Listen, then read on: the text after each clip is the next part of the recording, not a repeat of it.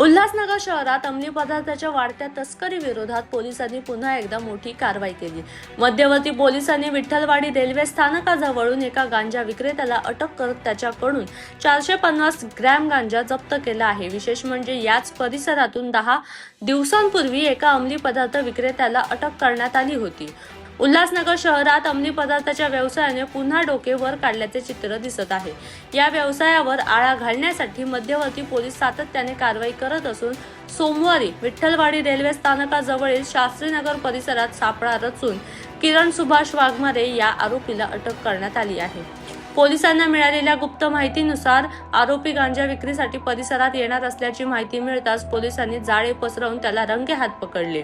आरोपीच्या ताब्यातून सुमारे 425 ग्रॅम गांजा जप्त करण्यात आला असून त्याच्या विरुद्ध गुन्हा दाखल करण्यात आला आहे। विशेष बाब म्हणजे याच परिसरातून अवघ्या 10 दिवसांपूर्वीही पोलिसांनी आणखी एका अंमली पदार्थ विक्रेत्याला अटक केली होती। त्यामुळे या भागात अंमली पदार्थाची साखळी कार्यरत असल्याची शक्यता व्यक्त केली जात आहे।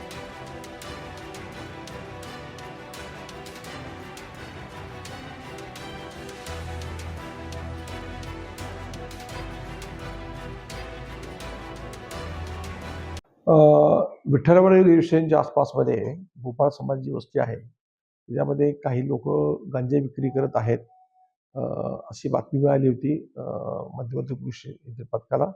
त्यानुसार त्या पथकाने त्या ठिकाणी छापा मारला।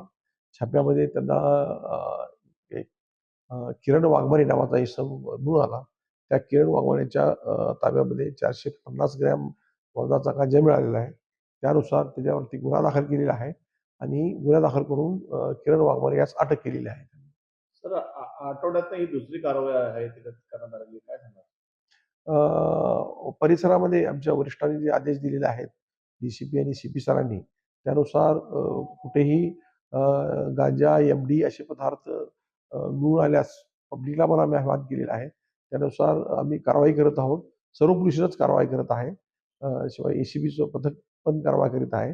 तर जनतेला सुद्धा मी असं आवाहन करेल की आज काय असेल तर त्यांनी डायरेक्ट कॉन्टॅक्ट करून आम्हाला जरी माहिती दिली तर आम्ही त्यावरती कडक कारवाई करणार।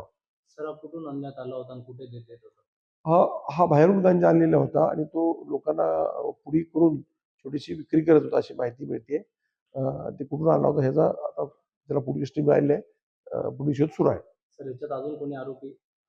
सध्या तपास सुरू आहे, त्याच्यामध्ये अजून आरोपी निष्पन्न होण्याची शक्यता आहे।